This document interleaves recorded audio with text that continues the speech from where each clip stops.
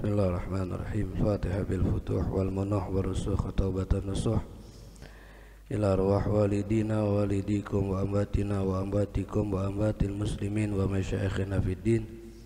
Thumma ila arwahi kafatil ulama wal awliya was sulaha wal fuqaha wal liman lahul huququ alina. Thumma ila arwah awliya tis'a thumma ila arwah awliya hadhihi baldah. Thumma ila arwah jami sadatina ali abi alawi ajma'in. Thumma ila rum'ali ba'dal kitab al-imam Syekh Abdul Hamid Al-Qudsi. Thumma ila arwahi man amara hadal masjid sabiqan wa lahiqan anna Allah yataghashahum birrahma wal maghfirah wa yuskinahum al-jannata birahmatih wa alaniyati mithla ma nawa aslafuna wa syuyukhuna wa aba'una as-salihun wa ala ma nawa astaduna taufiq bin Abdul Qadir Asgaf ila hadratin Nabi Muhammad sallallahu alaihi wa alihi wa sahbihi wa sallam bisirril Fatihah. Syaitan rajim. Bismillahirrahmanirrahim. Alhamdulillahi rabbil alamin arrahmanir rahim maliki yaumiddin. Iyyaka na'budu wa iyyaka nasta'in ihdinas siratal mustaqim siratal ladzina an'amta 'alaihim ghairil maghdubi 'alaihim waladdallin amin. Bismillahirrahmanirrahim. Alhamdulillahi rabbil alamin. Allahumma salli wa sallim ala sayyidina wa maulana Muhammadin wa ala alihi wa sahbihi ajma'in. Subhanaka la ilma lana illa ma 'allamtana innaka antal alimul hakim. La ilaha illa anta subhanaka inni kuntu minadh dhalimin wa la hawla wa la quwwata illa billahil aliyyil azim. Amma ba'd. Alhamdulillah, ma'asyaral hadirin wal ikhwan rahimakumullah. Alhamdulillah, kita bersyukur kepada Allah Subhanahu wa ta'ala atas segala nikmat yang Allah Subhanahu wa ta'ala anugerahkan kepada kita. Di antaranya nikmat taufik dan hidayah, sehingga dengan taufik dan hidayahnya Allah Subhanahu wa ta'ala, Allah memberikan kemudahan untuk kita bisa duduk bersama setelah mengerjakan ibadah sholat duhur secara berjamaah, mengkaji, mempelajari apa yang ada di dalam syariat Islam yang telah dibawa oleh Nabi besar Muhammad sallallahu alaihi wasallam, yang dilanjutkan oleh para ulama-ulama kita terdahulu dengan mereka susun ataupun tulis di dalam kitab-kitabnya mereka. Dan apa yang kita lakukan, mempelajari ilmu syariat, mempelajari apa yang ada di dalam agama Islam, ini adalah bagian daripada kita mengagungkan, memuliakan syiar-syiar Islam. Memuliakan syiar Islam berarti memuliakan syiar-syiarnya Allah Subhanahu wa ta'ala.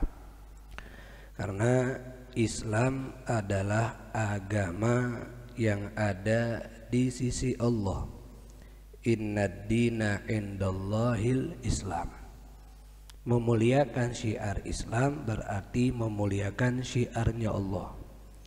Dan memuliakan syiar-syiarnya Allah berarti itu bagian daripada ketakwaan kepada Allah Subhanahu wa ta'ala.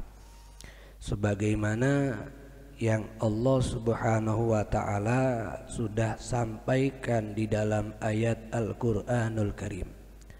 Dzalika wa may yu'azzimu sya'airallahi fa innaha min taqwal qulub. Itulah perintah Allah.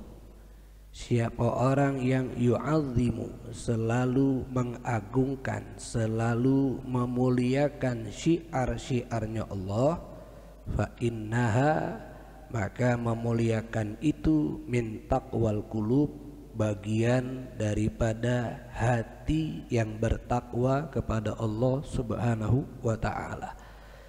Berarti memuliakan syiar Allah itu bagian ketakwaan. Bahkan takwa dengan hatinya.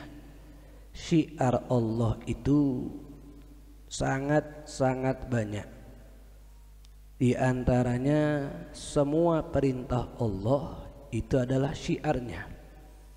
Orang yang memuliakan sholat, orang yang memuliakan puasa, orang yang memuliakan zakat, orang yang memuliakan hijab, orang yang memuliakan semua yang apa Allah perintahkan, berarti dia telah mempunyai ketakwaan di dalam hatinya.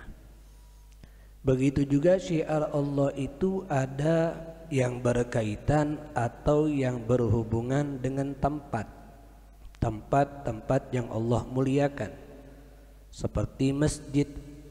Ahabbul bilad ilallah masajiduha, kata Nabi. Tempat yang Allah sangat sukai adalah masjid.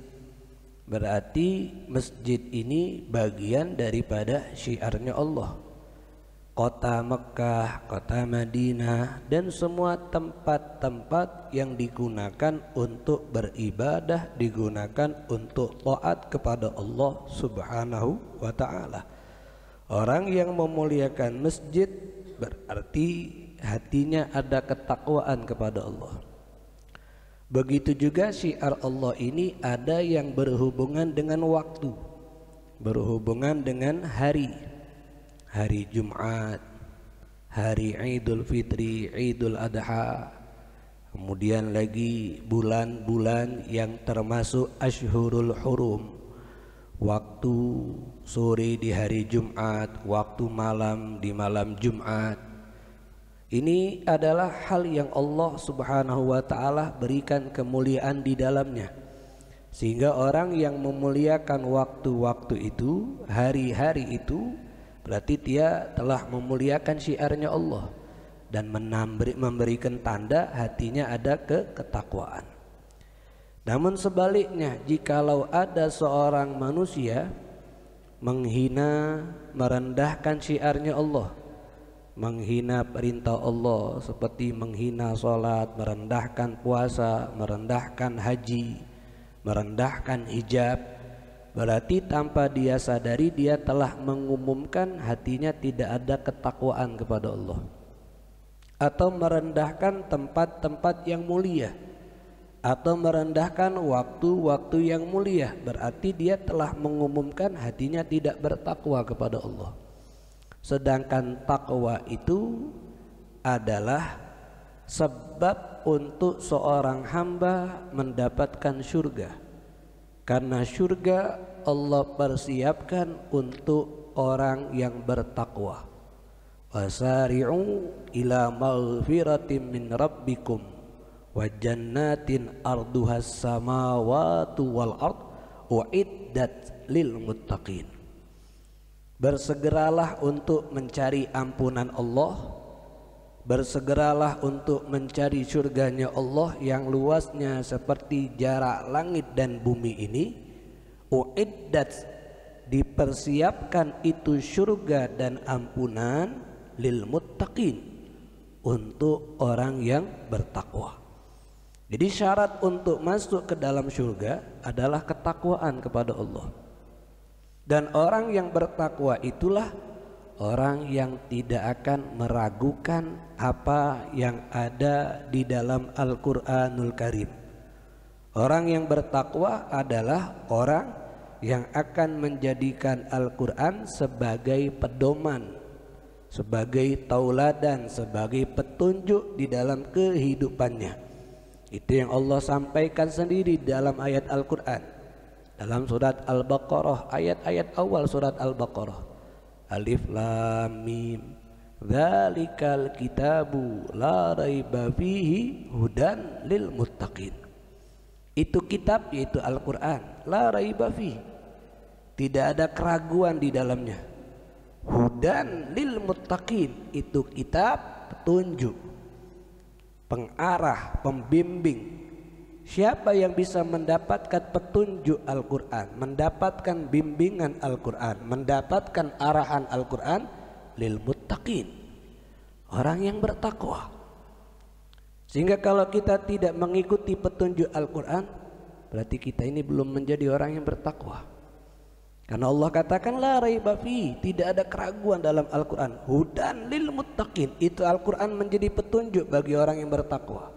Orang yang bertakwa akan selalu mengikuti arahan Al-Quran, petunjuk Al-Quran, bimbingan Al-Quran. Makanya Rasulullah SAW atqahum lillah, yang paling bertakwa di antara semua manusia kepada Allah. Ketika Sayyidatuna Aisyah ditanya bagaimana sifatnya Nabi, bagaimana akhlaknya Nabi, bagaimana kehidupannya Nabi, Sayyidatuna Aisyah mengatakan kana khuluquhul Quran.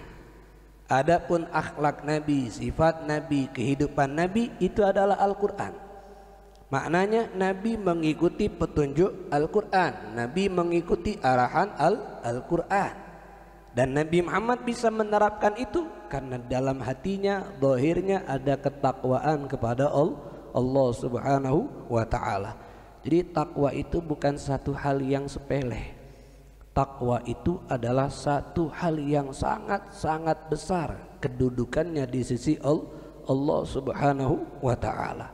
Nah, bagian daripada takwa itu yang berkaitan dengan hati adalah memuliakan syiarnya Allah, memuliakan syiarnya Islam. Termasuk yang sebentar lagi kita akan jumpai, syiarnya Allah, syiarnya Islam yang berkaitan dengan waktu, yaitu bulan Rajab. Hari ini adalah hari terakhir daripada bulan Jumadil Akhir. Maghrib nanti kita sudah masuk awal Rajab. Karena hitungan Hijriyah, perpindahan tanggal Hijriyah itu waktu maghrib, bukan tengah malam. Maghrib masuk, maka masuk awal daripada bulan Rajab. Bulan Rajab ini termasuk Ashhurul Hurum, bulan yang dikatakan bulan haram, sebagaimana Allah Subhanahu wa ta'ala sampaikan di dalam surat Taubah yang sering kita dengar. Mungkin ini ayat, inna iddatasy syuhur indallahi itsna asyara syahran fi kitabillah yauma khalaqas samawati wal ard minha arba'atun hurum. Sesungguhnya Allah Subhanahu wa ta'ala ketika Allah menciptakan langit dan bumi memiliki jumlah bulan yang terdapat 12. Dari 12 bulan itu terdapat 4 bulan yang dimasukkan bulan haram. 4 bulan ini dijelaskan oleh Nabi, 3 bulan berturut-turut, 1 bulan yang terpisah. 3 bulan berturut-turut sudah kita lewati, Dzulqa'dah, Dzulhijjah, Muharram. 1 bulan yang terpisah yang malam nanti kita akan masukinya, yaitu bulan Rajab. Yaitu bulan Rajab. Dinamakan bulan haram di 4 bulan ini karena di awal-awal Islam yahrumul qital fil ashhuril hurum.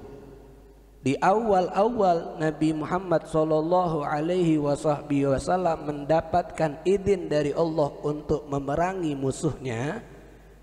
Nabi dan kaum muslimin dilarang untuk memerangi mereka di 4 bulan ini. Maka disebut dengan bulan haram karena diharamkan untuk melakukan peperangan. Sampailah hukum keharaman ini dihapus oleh Allah Subhanahu wa ta'ala. Kalau dalam ilmu usul fiqih ini namanya nasikh wal mansukh. Jadi hukum syariat Islam itu ada yang mansukh, yang terhapus, ada yang namanya nasikh, yang menghapus. Yang menghapusnya terkadang dari ayat Al-Quran juga, terkadang dari hadis Nabi besar Muhammad sallallahu alaihi wasallam. Itu lebih mendetail dijelaskan di dalam ilmu usul fiqih. Nah ini ayat yang apa? Keharaman 4 bulan ini untuk berperang dihapuskan hukum keharamannya dengan turun ayat yang lain, faqtulul musyrikina haitsu wajadtumuhum. Perangilah orang-orang musyrik dimanapun kalian mendapati, walaupun adanya di bulan haram. Berarti hukum keharaman untuk memerangi di 4 bulan ini terhapus dengan turunnya ini ayat. Apakah keharaman memerangi di 4 bulan ini terhapus, menghilangkan juga kemuliaan 4 bulan ini? Jawabannya, kemuliaan 4 bulan ini tetap ada. Yang hilang hanya keharaman untuk berperang di 4 bulan ini, tapi kemuliaannya tetap ada. Dengan apa? Tad'ifil ajri 'ala ta'ah. Allah lipat gandakan pahala bagi orang yang berbuat taat di 4 bulan ini. Wa tad'ifil itsmi lil ma'siyah, dan Allah lipat gandakan dosa bagi yang bermaksiat di 4 bulan ini. Karena ini adalah termasuk bulan yang dimuliakan oleh Allah Subhanahu wa ta'ala. Salah satunya yang akan kita jumpai bulan Rajab. Kan kalau Nabi Muhammad sallallahu alaihi wasallam kalau sudah masuk di bulan Rajab, maka Nabi mulai mempersiapkan dirinya untuk menyambut kedatangan bulan Ramadan. Sering kita dengar kalau sudah masuk bulan Rajab bacaan doa yang dibaca oleh kaum muslimin, dan itu yang membacanya adalah Nabi. Allahumma barik lana fi Rajaba wa Sya'bana wa ballighna Ramadan. Ya Allah, berkahilah untuk kami di bulan Rajab, berkahilah untuk kami di bulan Sya'ban, dan sampaikanlah kepada kami untuk bertemu di bulan Ramadan. Berarti Nabi Muhammad SAW mengetahui pertama akan kemuliaan bulan Rajab, yang kedua bulan Rajab ini adalah tahapan awal untuk mempersiapkan diri menyambut kedatangan bulan Ramadan. Sehingga dikatakan bulan Rajab ini bulan untuk menanam, bulan Sya'ban bulan untuk menyirami, bulan Ramadan bulan untuk mengambil panen daripada hasil tanaman yang sudah dia sirami. Apa itu? Dengan adanya Idul Fitri, kembali suci, kembali bersih daripada segala perbuatan dosa, daripada kesalahan yang dia lakukan kepada Allah Subhanahu wa ta'ala. Jadi mempersiapkan diri untuk Ramadan bukan hanya sehari 2 hari sebelum Ramadan, tapi 2 bulan sebelum Ramadan, dari bulan Rajab ini. Dan itu yang dilakukan oleh Rasulullah sallallahu alaihi wa ala alihi wasallam. Apalagi di malam pertama. Apalagi di malam pertama, karena termasuk apa yang diriwayatkan oleh Al-Imam Bukhari dan juga Al-Imam Suyuti dari hadis Abi Umamah Al-Bahili, Rasul sallallahu alaihi wasallam bersabda, khamsul layal, 5 malam, la turaddu fihinna da'watun, tidak tertolak di dalam 5 malam ini doa. Jadi orang yang berdoa di 5 malam ini Allah kabulkan. Ya Allah kabulkan. Pertama, awwalu lailatin min Rajab, malam pertama dari bulan Rajab. Berarti malam pertama nanti malam, dari maghrib sampai menjelang subuh, itu malam pertama daripada bulan Rajab. Manfaatkan untuk perbanyak doa, karena Nabi Muhammad mengatakan termasuk malam yang Allah Subhanahu wa ta'ala tidak akan menolak doa daripada seorang hamba. Makanya Al-Imam Ali bin Abi Thalib karramallahu wajhah, kenapa Imam Ali gelarnya karramallahu wajhah? Karena Imam Ali itu dari masa mudanya tidak pernah menyembah patung berhala. Kalau sahabat yang lain dipanggil radhiyallahu anhu. Kalau yang lain sempat menyembah berhala kemudian masuk Islam, tapi Imam Ali tidak sama sekali. Apa sebab? Padahal Imam Ali menjumpai masa jahiliyah. Sebabnya karena Imam Ali di saat masih kecil diasuh oleh Nabi Muhammad sallallahu alaihi wasallam. Jadi ketika Nabi melihat pamannya Abu Thalib itu ekonominya tidak cukup untuk membiayai anaknya yang banyak, maka Nabi Muhammad berkata kepada pamannya yang bernama Abbas.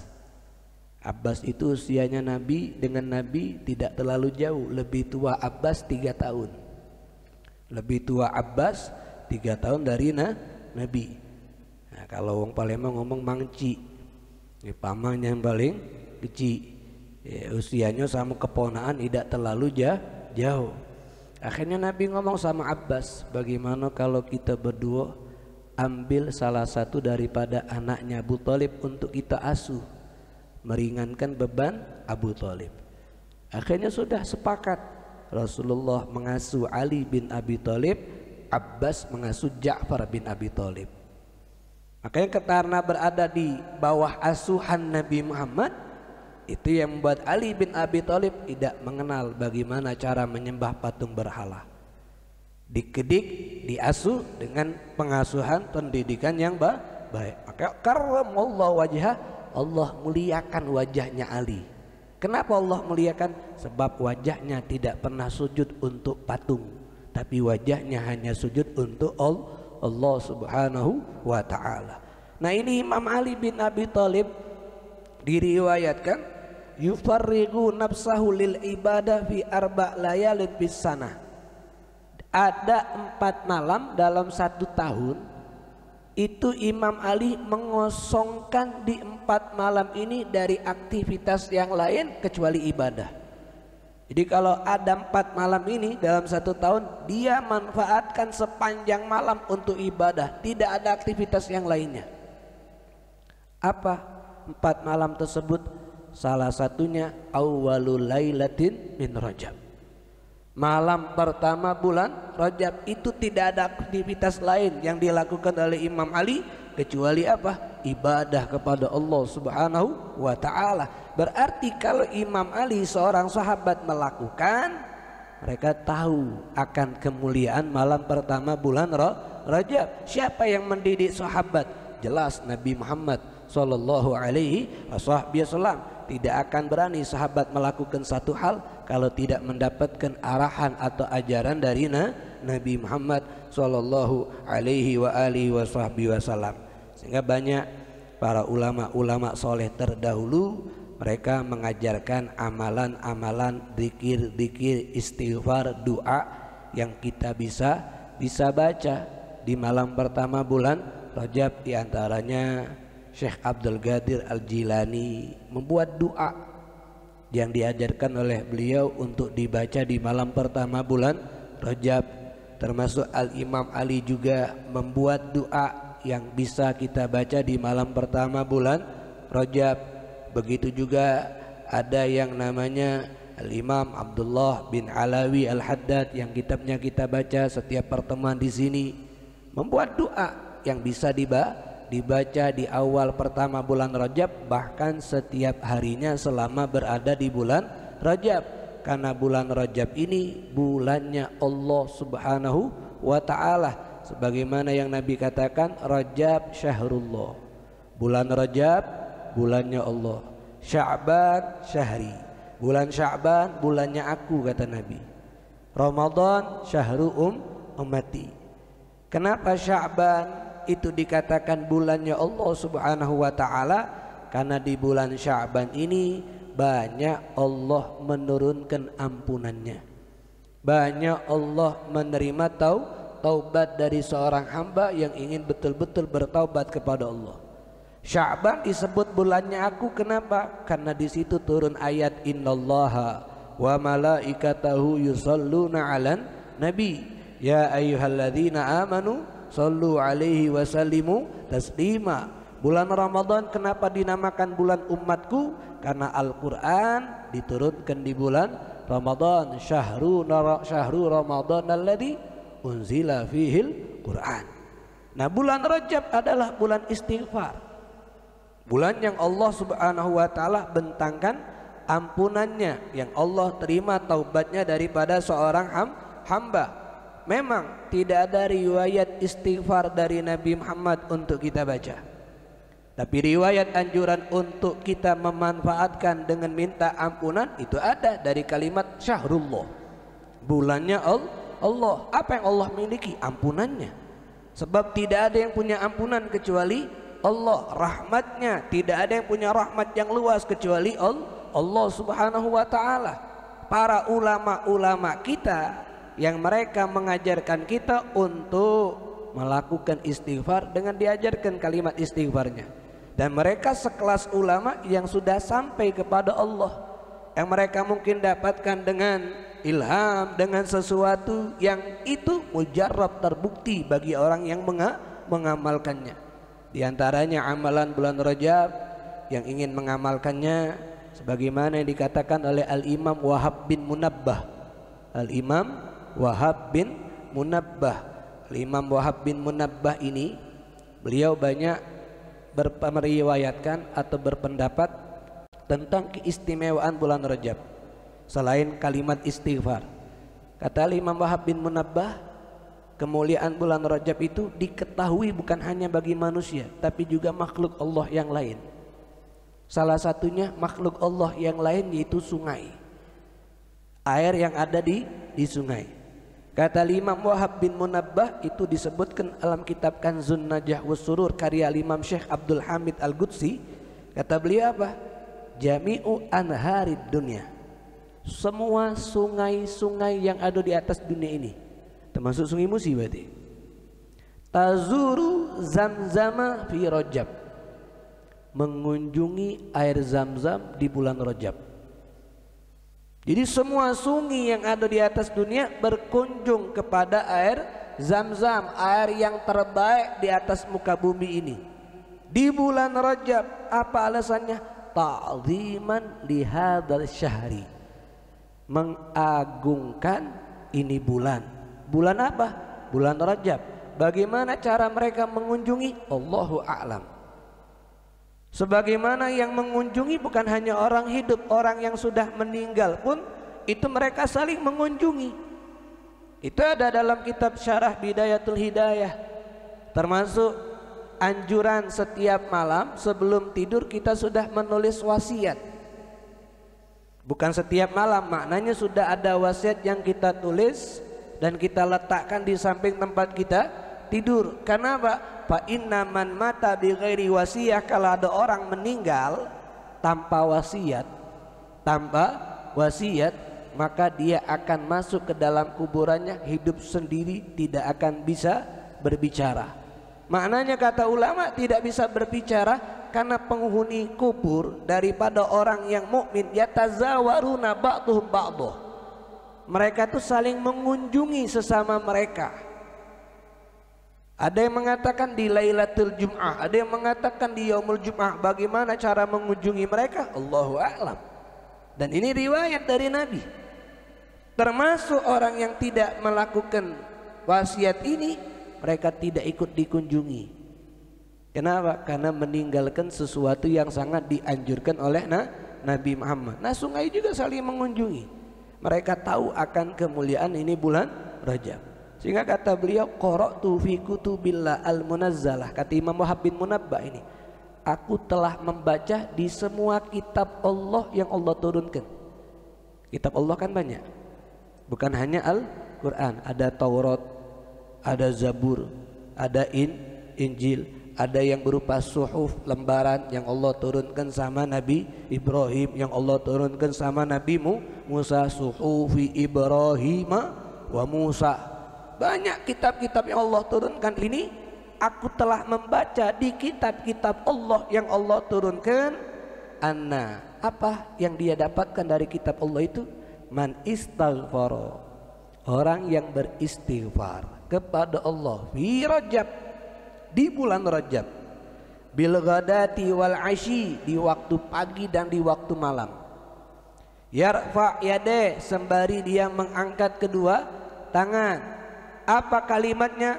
Allahumma ighfirli warhamni wa tub alayya.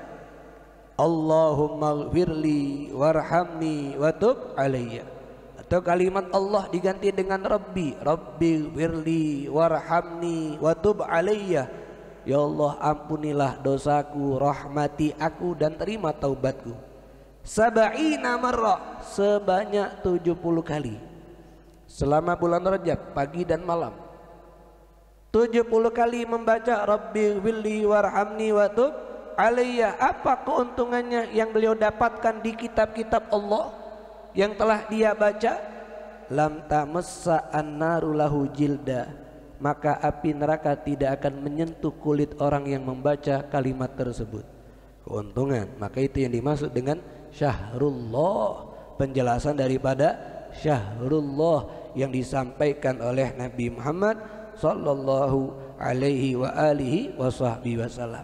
Jadi bulan Rajab untuk kita saling mengingatkan, karena tawasau bil haqqi wa tawasau bis sabar, manfaatkan sebaik mungkin untuk menghidupkannya dengan amal soleh. Kalau kita lihat para ulama terdahulu, mereka itu menghidupkan bulan Rajab bukan hanya dengan puasa, bukan hanya dengan sholat, bukan hanya dengan ngaji Quran, bukan hanya dengan sedekah, bukan hanya dengan istighfar, tapi dengan kegiatan yang lain. Di antaranya ada yang mereka isi selama bulan Rajab itu apa? Dengan memperdalam daripada hadis-hadis Nabi Muhammad sallallahu alaihi wasallam. Ada kebiasaan para ulama terdahulu kalau sudah masuk bulan Rajab, mereka membaca kitab Sahih Bukhari. Isinya kan hadis. Mereka membaca kitab Sahih Bukhari dari awal sampai khatam selama bulan Rajab. Dari awal kitab sampai akhir kitab. Semuanya ini mereka lakukan untuk mengagungkan apa yang dimuliakan oleh Allah Subhanahu wa ta'ala, mengagungkan syiar Islam dan mempersiapkan diri agar terbiasa untuk ibadah ketika masuk bulan Ramadan nanti. Maka ada satu ulama namanya Al-Habib Muhammad bin Hadi Asgaf. Di dalam kitabnya beliau Tuhfatul Ashraf, beliau mengatakan seperti ini: min jumlati ta'zimi hurumatillah, termasuk bentuk mengagungkan syiarnya Allah Subhanahu wa ta'ala, mengagungkan apa yang dimuliakan oleh Allah, qiraatul Bukhari fi Rajab, membaca kitab Sahih Bukhari di bulan Rajab. Fa inna man qama bihaqqillah fi syahri Rajab, karena sesungguhnya orang yang menunaikan, yang menegakkan hak-haknya Allah di bulan Rajab, waffaqahullah lil qiyam bihaqqi fi Sya'ban, maka Allah akan berikan dia taufik, Allah akan berikan dia kemudahan untuk bisa menunaikan dan menegakkan hak Allah di bulan Sya'ban. Wa man waffaqahu lil qiyam fi Sya'ban, dan orang kalau sudah mendapatkan taufik untuk ibadah di bulan Sya'ban, waffaqahu lil qiyam bihaqqi fi Ramadan, maka Allah berikan dia taufik untuk bisa menegakkan hak Allah di bulan Ramadan. Berarti kan ini kalimat berurutan. Kalau ingin bulan Sya'ban terbiasa ibadah, mulailah biasakan ibadah dari Rajab. Kalau Rajab sudah terbiasa ibadah, Sya'ban akan terbiasa ibadah. Kalau Sya'ban sudah terbiasa ibadah, Ramadan akan terbiasa dia isi waktu-waktunya dengan ibadah. Dan ini adalah jawaban buat kita, kenapa Ramadan kita masih berat untuk melakukan ibadah, padahal hari-harinya banyak pahala kalau kita isi dengan ibadah. Jawabannya karena kita mempersiapkan diri untuk menyambut Ramadan hanya sekian hari sebelum masuk, bukan dari bulan Rajab. Tapi kalau dari bulan Rajab sudah kita biasakan untuk ngisi waktu dengan amal-amal soleh, akan terbiasa lanjut di bulan Sya'ban sampai masuk Ramadan terbiasa. Sehingga inilah yang akan menjadi orang tersebut Idul Fitri, kembali bersih. Kenapa? Dari sebelum masuk Ramadan sudah terbiasa. Ramadan bulan untuk umat Nabi Muhammad dia lakukan dengan baik dan akan menjadi orang-orang yang betul suci, sebagaimana dia baru dilahirkan di atas dunia ini. Sehingga dari sini kita lihat ya, para ulama kita itu mengajarkan kita untuk memuliakan semua yang dimuliakan oleh Allah. Kalau bulan Ramadan mereka mempersiapkan diri untuk mengagungkan bulan Ramadan dari bulan Rajab, bahkan dari sebelumnya. Semua ulama kita itu mereka mempersiapkan diri untuk menyambut syiar Islam. Baik itu Ramadan, baik itu sholat, baik itu adzan, baik itu yang semua bentuk ibadah, mereka sebelum mengerjakan sholat mereka sudah sambut dengan yang baik. Ada persiapan untuk menyambutnya. Ada beberapa riwayat saya sampaikan seperti ini. Pertama, ada seorang yang bernama Imam Ali Al-Khawwas. Al-Imam Ali Al-Khawwas. Beliau itu setiap mendengar azan, tubuhnya beliau itu gemeternya hebat. Hebat. Dan beliau setiap mendengar azan hampir pingsan. Karena mengingat keagungan Allah Subhanahu wa taala. Yang pertama Imam Ali Al-Khawwas. Ada juga seorang yang bernama Al-Imam Ibrahim Al-Juni. Beliau setiap mendengar azan, ini Imam Ibrahim Al-Juni terlihat pucat. Kemudian netes air mata dari matanya. Kalau Al-Imam Ali bin Abi Thalib karramallahu wajhah, ketika mendengar azan tubuhnya bergetar dan wajahnya menjadi pucat. Kenapa? Kalau sudah azan dikumandangkan, maka setelahnya ada kewajiban sholat, dan dia menganggap sholat adalah sesuatu yang paling agung di sisi Allah. Jadi persiapan sholatnya dimulai dari persiapan menyambutnya dengan mendengar azan. Al-Imam Husain putranya Al-Imam Ali bin Abi Thalib. Kemudian Al-Imam Ali bin Husain cucu daripada Ali bin Abi Thalib. Itu kalau mau wudu wajahnya pucat. Padahal kalau kita wudu kan seger. Ini kalau wudu wajahnya pucat. Sehingga ditanya, kenapa wajahmu pucat padahal kamu habis wudu? Dijawab oleh Imam Ali bin Husain, atadruna baina yadayya man aku? Apakah kalian tahu kepada siapa nanti aku akan berdiri ini? Kalau setelah wudhu kan sholat itu dia berada di hadapan siapa? Mereka sudah menyambut perintah sholat, menghadirkan keagungan Allah dari adzan, dari wudhu, sehingga wajar kalau sholatnya penuh dengan kekhusyuan. Beginilah mereka memuliakan syiar Islam, memuliakan sholat dari sebelumnya, dari adzannya, dari wudhunya, dari menghadap kiblatnya. Ada yang namanya Al-Imam Malik bin Anas. Al-Imam Malik bin Anas, bagaimana ia menghormati Nabi Muhammad SAW. Imam Malik bin Anas itu ya, begitu juga Al-Imam Bukhari. Setiap beliau kepengen menulis hadis atau membaca hadis, beliau mandi dulu. Setelah mandi beliau sholat. Setelah sholat beliau pakai pakaian yang bagus dan rapi. Baru setelah itu beliau menulis, mencatat hadis Nabi ataupun membaca hadis Nabi. Kemudian apabila beliau tertawa, ya, lagi senang, lagi senyum, tertawa, kemudian ada orang membacakan hadis Nabi Muhammad SAW, maka beliau menghentikan tertawanya, menghentikan aktivitasnya untuk mendengarkan hadis Nabi Muhammad dengan khusyuk. Jadi bahasanya kalau beliau lagi ada aktivitas, tiba-tiba ada orang yang membacakan hadis, beliau diam. Beliau dengarkan dengan khusyuk, beliau dengarkan dengan hikmat. Begitu juga beliau Al-Imam Abdurrahman Al-Mahdi, ketika dibacakan hadis Nabi Muhammad SAW, beliau memerintahkan orang yang ada di sekitarnya untuk diam. Kenapa? Karena dia membacakan ayat la tarfa'u aswatakum fawqa sautin nabi. Jangan kalian tinggikan suara kalian di atas suaranya Nabi. Ini semuanya mereka lakukan karena memuliakan, mengagungkan syiar Nah, kita pertanyaannya, kita hadis Nabi kita baca, tapi kita tidak dengarkan ayat Al-Quran dibaca, tapi kita tidak diam dan tidak kita dengarkan. Padahal kalau Al-Quran Allah sendiri mengatakan fa idza quri'al Qur'anu fastami'u wa ansitu la'allakum turhamun.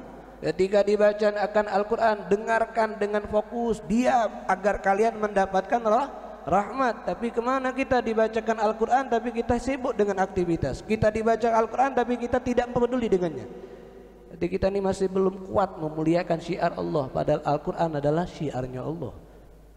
Sehingga dari sini jangan melupakan untuk bagian daripada takwa, yu'azzimu sya'airallah. Dan itu yang sudah dimiliki oleh para ulama terdahulu. Mereka takwa bukan hanya sholat, bukan hanya puasa, bukan hanya meninggalkan maksiat, tapi ada yu'azzim, memuliakan syiar-syiarnya Allah Subhanahu wa ta'ala. Sehingga ketika mereka ibadah, mereka merasakan lezat, merasakan nikmat dari ibadah tersebut, karena ada memuliakan, karena ada mengagungkan. Itu yang kita rasakan kalau sholat. Kalau kepengen sholat nikmat, agungkan. Karena kalau kita sudah agungkan, kita akan mulai dari sebelum sholat. Seperti ucapan Imam Ali bin Husain, apakah kalian tahu kepada siapa aku akan menghadap?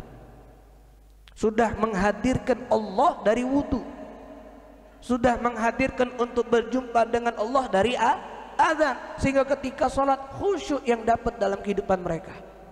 Tapi kalau dari azan tidak ada Allah, dari wudu tidak ada Allah, bahkan salatnya pun juga tidak ada Allah Subhanahu wa ta'ala, karena kita tidak banyak yu'azzimu sya'airallah, mengagungkan syiarnya Allah Subhanahu wa ta'ala. Puasa Ramadan syiar Allah, agungkan. Dari bulan Sya'ban sudah kita siapkan, dari bulan Rajab sudah kita siapkan.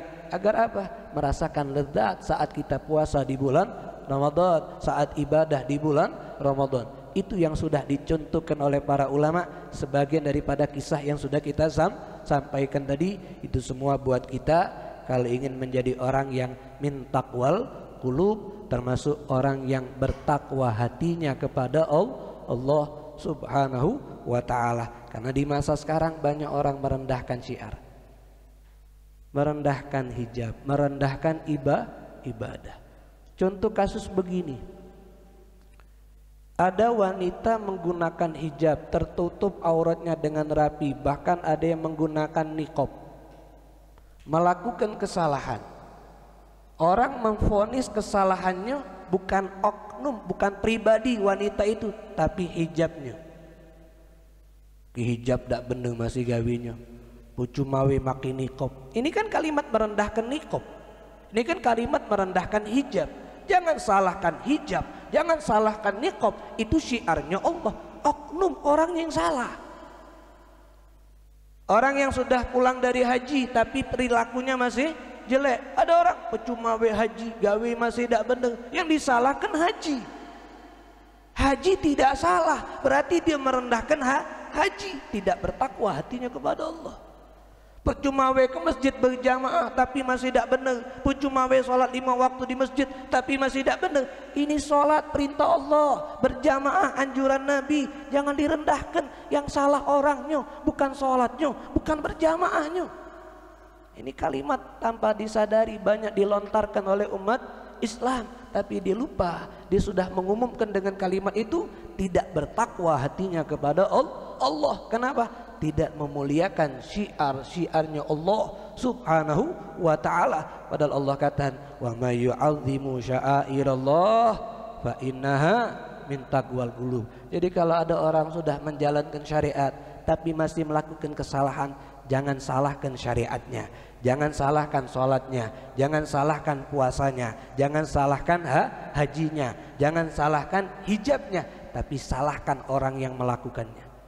Dia masih salah ketika melakukan ibadah tersebut, sehingga tidak memberikan pengaruh yang baik di dalam kehidupannya. Ya, mudah-mudahan kita termasuk orang yang bisa selalu memuliakan syiar Islam, mengagungkan syiar Allah, agar kita menjadi orang yang selalu bertakwa kepada Allah zahiran wa batinan, dan menjadi orang yang mendapatkan ampunan dan surganya Allah Subhanahu wa ta'ala. Amin amin ya rabbal alamin. Bismillahirrahmanirrahim. Alhamdulillahi rabbil alamin. Allahumma salli wa sallim ala sayyidina Muhammadin wa ala alihi wa sahbihi ajma'in. Allahumma hdina bihudak waj'alna mimman yusari'u fi ridhak wa la tuwallina waliyan siwak wa la taj'alna mimman khalafa amraka wa asak wa hasbunallahu wa ni'mal wakil wa la hawla wa la quwwata illa billahil aliyyil azim sallallahu ala sayyidina Muhammad wa alihi wa sahbihi wa sallam walhamdulillahi rabbil alamin taqabbalallahu minkum na minkum taqabbal ya karim.